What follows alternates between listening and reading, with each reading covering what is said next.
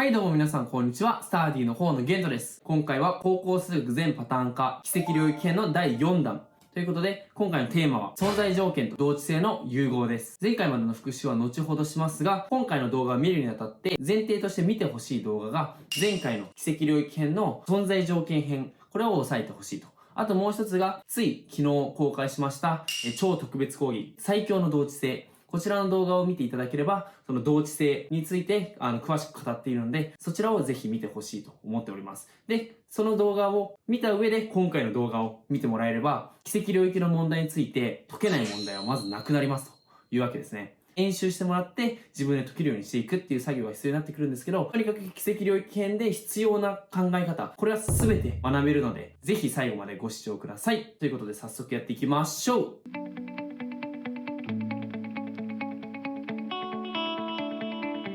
はい、それでは早速やっていきます。高校数学全パターン化奇跡領域編。今回は存在条件と同値の融合というわけでやっていきます。こちらが奇跡領域完全パターン化の全体像ですね。前回までは、まず奇跡上の点を xy と置いて、その xy の関係式を作ると。で、その関係式を作った時にパラメーターが出てきたらどうすんのっていう時にパラメーターを消去するという話をしたと思うんですが、いや、パラメータを消去するんじゃなくて、パラメータの存在条件を考えるっていうことが大事なんだよっていう話をしましたね。で、今回はパラメータを消去する。これでもほとんどの問題解けたのに、パラメータの存在条件を考える本質っていうことは、じゃあこの関係性ってどうなってるのということをぜひ学んでいただけたらなと思います。はい。で、その時にポイントになるのが同値性を意識する。で、つい昨日公開された超特別講義、最強の同値性をご覧になっていただけたら、同値に関する知識はもう十分だというわけですね。はい。ということで、同値性、そちらの復習をすると、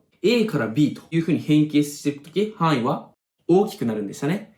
A になったら B っていうのは、B の方が集合としては大きいんですね。はたまた、A と B が全く同じという風になるわけですよ。だから、このどっちかの場合なんですね。ということは、常に同値。これを意識して式変形するべきなんですよね。こういう風に式変形するときに範囲がどんどん大きくなってしまうから、常に同値になるように、こっちを意識して式変形するべしだというわけですね。で、その同値、例えばなんですけど、同値を意識するっていうときに、代入したら代入元の式が残る。これも合わせて復習しておいてください。一応復習しますと、例えば、はい。こちらがあった場合に、これを代入しますよね。そうすると、同値になるのは、代入された式と加えて、代入元の式が残ってるんですね。代入元の式が残ると。これをしっかりと押さえておいてください。はい。問1。t が実数値を取って変化するとき、点 p、t プラス3、4t 2乗引く1の奇跡を求めよう。この問題を通して、代入することと存在条件を求めることの関係についてお話ししていこうと思います。この問題自体解くのはすごく簡単ですよね。なんなら、第2回ぐらいの動画を見ていただければ解けると。まず、することは、点 p をラージ x ラージ y と置いて、ラージ x ラージ y の関係式を求める。もうパターンですね。そうすると、ラージ x は t プラス3、ラージ y これ 4t 2乗引く1。で、ここから、同値性を意識して式変形していきましょう。これと同値なのは、はい。t イコールラージ x マイナス3ですね。もちろん。移行しただけで。で、この式はそのままと。これとこれは同値なのは当然問題ないでしょう。で、これで t を消去してあげたいので、何をするか。代入しますね。そうするとどうなるかっていうと、この t にラージ x イク3が入るので、こうなりますね。で、こいつと同値なのは、これに代入元の式。この代入元の式を残してあげたものが、こいつと同値になるというわけなんですよね。で、こいつに着目してあげると t が消去されてる。よって答えはこれになるよっていうことですね。戻してあげると。ラージ x ラージ y をスモール x スモール y に戻してあげるというわけですね。で、これで答えは求まるんですけど、これ、あれこの第一式、代入元の式が残るって何だったんだっていう話になりますよね。ここがミソなんですよ。で、今パラメータ、とりあえず何も考えずに t を消去していきましたが、実はこれ、すごく重要なことがあって、はい。これって、t の存在条件を求めてるんですね。この記号っていうのは、exist の e ですね。exist の e で、t が存在するっていうことですね。するという意味なんですよ。これ何が言いたいかというと、ラージ x イコール t プラス3、ラージ y イコール 4t 2乗引く1。それを満たすような t が存在するための x、y の条件。これを求めてあげてるっていうことがポイントなんですよ。それが要は、ラージ X とラージ Y の関係式を出して、パラメータ、それ以外のパラメータ t が出てきたら、t の存在条件を出す。これが本質だっていうふうに話しましたよね。だから今回もそうなんですよ。パラメータ t の存在条件を出す。これがポイントなんですよね。だから、ここの部分を常に意識してあげる。つまり、こいつと同値なのは何かっていうと、これを満たすような t が存在するラージ X とラージ Y の関係っていうのが同値。同じように、これを代入した後も、これを満たすような t が存在するためのラージ X とラージ Y の関係式っていうものが本質なんですよ。大丈夫ですかね？ということで、これを満たすような t の条件っていうことを考えてあげれると。じゃあ t ってどこにあるか。これですね。t イコールラージ X-3。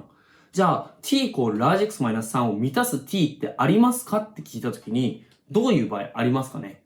はい。もちろん、ラージ X に何入ったとしても t ってありますよね。ラージ X に1入ります。そしたら t ってマイナス2っていう値が取れますよね。マイナス2、逆だ。マイナス2。はい。っていう値が取れますよね。で、例えば、ラージ X にどんな値が入ったとしても、t はそれより3低い値で存在しますよって言えますよね。つまり、ラージ X が何であろうと絶対あるんですよ。要するに、第2式を満たすラージ X とラージ Y がありました。第2式を満たすラージ X とラージ Y があったら、t っていうものはそれに対応して絶対あると。なぜか。それより、その x について3小さい値が t だからっていうのは、結局 t がないっていうことがありえないわけですよ。ということで、ここの部分がキャンセルされるんですよね。t イコールなんとか。t イコールなんとかって式だったら、結局なんとかっていう部分に、そのラージ X とかラージ Y を代入してあげれば、結局 t って絶対出てくるじゃないですか。値として。これを満たす t はありませんっていうことが考えられないと。だから、t って絶対存在する。つまり、t の存在条件っていうものは OK ですよっていう風になって、答えはじゃあこれが答えですねっていう風になるんですよね。だから要は、代入して消してあげてるんですが、これポイントなのが、t イコールなんとか。これで t を消去してあげると、t の存在条件はクリアされるんですよ。キャンセルされる。t の存在条件、t は絶対あるよねっていう風に言えちゃうわけなんですね。t イコールなんとかっていう形で他の式に全部代入してあげて、他の部分の t を丸々消してあげると。そしたらいろんな関係式が出てくる。その t 以外の部分で。で、それを満たすようなラージ X とラージ Y とか出てきたら、その t イコールっていう部分に全部ボーンって代入してあげれば t って絶対あると。つまり、どういう場合であったとしても t っていうものは存在するから、もう自分のことは忘れてくれていいよ。私のことは気にしないでって t がもう言ってくれるんですよね。t イコール。t は、私はもう、ラージ X とラージ Y さんに全て委ねたから、もうラージ X とラージ Y が存在したら、それに対応する関係式によって t がもう一つ定まると。絶対 t、絶対私いるから、もう気にしないでっていう風に t が言ってくれてるんですよ。t イコールっていう形で消すと。つまり、要は、そのパラメータを消去するっていう風に以前お話しして、それは不十分だっていう話をしたのは、こういうことで、パラメータを消去すると、パラメータの存在条件を考える。その関係性はどうなってるのかということについて改めて話すと、パラメータの存在条件を求める。これが基本なんですよ。存在条件を求めてる。で、その過程でパラメータを消去しているんだけれども、t イコールなんとかっていう形で代入してパラメータを消去した場合、結局その存在条件がクリアされるから、結果的にそのパラメータを消去した時点で存在条件も求めたのと一緒になると。そういった関係になるわけですね。だから存在条件が大元にあって、その式変形の過程で t イコールで代入してパラメータを消去したと。パラメータを消去したっていうよりも t イコールで消したから、結果的に存在条件もクリアされて求める答えがちゃんと出てくるという風になってるわけですね。これを考えると次の問いにすんなり理解できるんですよ。t が実数値を取って変化するとき、点 p、t2 乗プラス1、t4 乗プラス 4t2 乗の軌跡を求めよう。これも全く同じように考えると。まず、点 p をラージ X、ラージ Y と置いて、ラージ X とラージ Y の関係式を求める。関係式を求めると、もちろん、ラージ X イコール t2 乗プラス1、ラージ Y イコール t4 乗プラス 4t2 乗になりますよね。はい。ということで、関係式が出てきたんですが、ラージ X とラージ Y のパラメータ t がある。どうするか。パラメータ t の存在条件を考えてあげる。これを満たすようなラージ X とラージ Y の関係式を求めてあげるというわけなんですよ。あとはこれを求めてあげればいいから、あとはこれを求めるただの式変形ですね。同値を意識して式変形するだけ。じゃあどうやるか。まず、t2 乗イコールラージ X マイナス1っていう風になりますよね。で、ラージ Y イコール t4 乗プラス 4t と。4t2 乗と。で、あとはこいつを代入してあげるわけですね。代入してあげると、ラージ Y イコールt4 乗の部分は t2 乗の2乗だから、x-1 の2乗。4t2 乗の t2 乗にラージ x マイナス1を代入すると。で、もちろん、代入元の式が残るというわけですね。で、ここで見てあげてほしいのが、t っていうものが、ここの式にしかないんですよね。下の式には t が存在しないから、もうここの部分は t の存在条件という観点から置いといていいんですよ。これかつ、これ t2 乗イコールラージ x-1 を満たすような t が存在するような条件っていう風に置き換えられるんですよね。下の方にはもう t っていうのはないから t の存在条件っていうものはもうかからないと。だからあとはここの式だけ見て、これを満たすような t を存在するような条件って考えたら、当然 t2 乗イコールラージ x-1。これを満たすような t が存在する場合というのはラージ x-1 が0以上の場合ですよね。ということでこれが同時なのが、上の部分はラージ x-1 が0以上。で、下の部分はそのまま。だから、戻してあげて、こいつを整理すると、x2 乗プラス 2x-3 になるから、これ。かつ、x-1 が0以上、x が1以上というふうに求まるわけなんですよ。だから、よく、ラージ x-1 が0以上。この条件を出すときに、t2 乗イコール。これが出てくる場合は、それの右辺が0以上っていう場合を忘れないようにねっていう感じで、1対1で覚えてたかもしれないんですけど、同値を意識すれば出てくるのが当たり前なんですよね。同値を意識すれば、この t2 乗イコールラージ x-1 っていうものが必ず出てくるはず。で、それを満たす t が存在するための条件っていうのは、奇跡領域の本質から当たり前。ってことは、これを考えるのは当たり前なんですよ。むしろ、t イコールで消してるってことは t の存在条件がクリアされてるんだなっていうことが、そこで意識するんですよね。要するに、普段意識しないところが t2 乗の時に意識するのではなく、常に t イコールの場合でも意識するっていうことがミソになるわけなんですよ。地震が起きてますね。はい。ということはミソになるんですよ。はい。ということで、今回のポイントは、本質はやっぱりパラメーターが存在するようなラージ X、ラージ Y の条件、これを求めてあげてるに変わらずなんですね。で、代入元の式が残ることを意識して同値変形していくということが重要です。で、この時に t イコールなんとか。これで t を消去すると t の存在条件がクリアされますが、それ以外の場合は存在条件の縛りが出てくるかもということですね。かもなんですね。必ず出てくるとは限らない。例えば、t2 乗イコール、なんでもいいけど、ラージ x-1 で消去する場合は、こいつは0以上じゃなきゃ t は存在しないですよね。一方で t3 乗イコールラージ x-1 の場合は、ラージ x-1 がどんな値だとしても t は存在するので、その時点でこの存在条件はクリアされるというわけですね。ということで、こっちの場合はラージ x-1 っていうのが0以上っていうのは出てくるけれども、下の場合は全く何も出てこない。っていうような感じで、必ず出てくるとは限らないけれども、常に意識しなきゃいけないということですね。はい。じゃあ最後にもう一問。はい。問い3、x2 乗プラス y2 乗小なりイコール2の点 xy について、点 x プラス y、xy の奇跡を求めよう。奇跡じゃなくて領域ですね。例えば、x が1、y イコール0だった場合はこれを満たしていると。で、その時 x プラス y は1、xy が0だから1、0をプロットしてあげると。っていう感じで、x2 乗プラス y2 乗が2以下となるような点 xy についてすべて x プラス y、xy の値をプロットしてあげるときの領域を求めてあげてくださいっていう話ですね。これももう簡単ですよね。何したらいいか。もちろん、領域内の点をラージ x、ラージ y と置いて、ラージ x、ラージ y の関係式を求める。もうパターンですよね。で、そうすると、ラージ x イコール x プラス y、ラージ y イコール xy。で、その x と y がこの関係式を満たしているというわけですね。で、どうするか。領域内の点をラージ x、ラージ y と置いて、ラージ x、ラージ y の関係式を求めようとしたら、スモール x、スモール y。こういう別のパラメータが出てきたと。パラメータが出てきたら何をするか。パラメータの存在条件を求める。今回は2つの文字なんですよね。2つ。x と y が2つ出てくるというわけですね。じゃあ、あとは何をすればいいかっていうと、x と y です。このスモール x とスモール y を消去してあげる方向で考えてあげると。はい。消去してあげる方向で考えると、この x2 乗プラス y2 乗は、x プラス y の2乗引く 2xy だから、代入してあげますよね。こいつを代入してあげて、スモール x とスモール y を消去してあげると。そうすると、同値なのが、これが代入先ですね。x プラス y にラージ x が、xy にラージ y が入った式がこれですと。で、注意しなきゃいけないのが、代入元が残ってるわけですよ。この代入元の式が残ってるわけですね。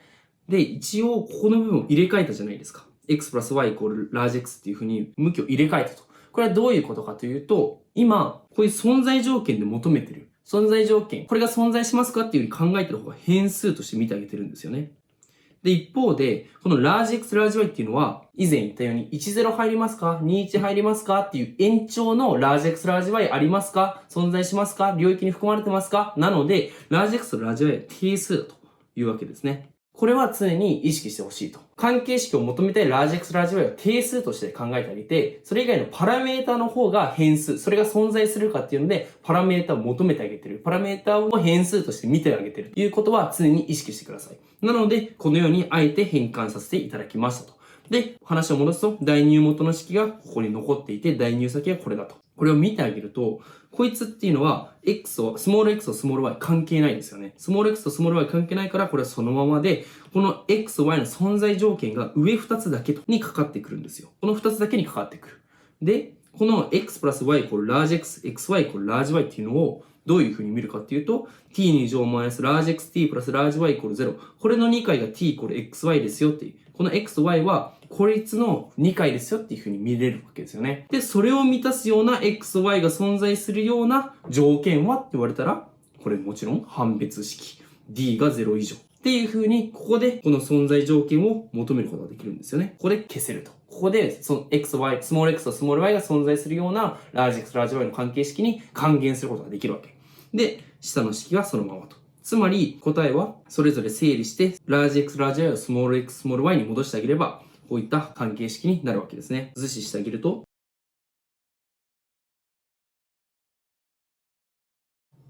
はい、こんな感じになりますね。y これ2分の 1x2 乗引く1より大きくて、y が4分の 1x2 乗より小さい。で、この交点は21とマイナス21と。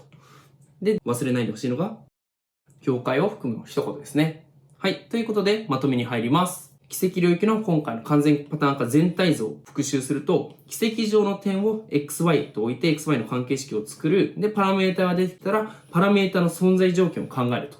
そのパラメータを消去する過程で t イコールっていう形で消去すれば存在条件結果的に求められるから、パラメータを消去するでも結構な問題答えられたわけだけども、ただパラメータを消去するは本質ではないよっていうことですね。t2 乗イコールで消せば、まだパラメータ t の存在条件が残っちゃうわけだから、その当然右辺が0以上っていう条件が出てくるわけだし、他にも x プラス y、xy みたいな形でやるときは、ラージ x2 乗マイナス4ラージ y が0以上ですよっていうものが出てくるっていうことを忘れちゃうかもしれないみたいなことがあるかもしれないですけど、それはちゃんと同値変形していけば忘れようがないんですよね。ということで、このパラメータの存在条件を考えるときに同値性を意識していって必ず見落としがないようにすると。で、ここまででもう奇跡領域の問題もう全部解けちゃうんですよね。もちろん一文字固定的なそのベクトルの奇跡領域の問題とかたまにあったりするので、東大とかは割と好きだったりする。そういった問題は解けない問題ももちろんあるんですが、それは一旦奇跡領域とは別の考え方、一文字固定的な考え方をしていくので、また別の機会にお話しすると。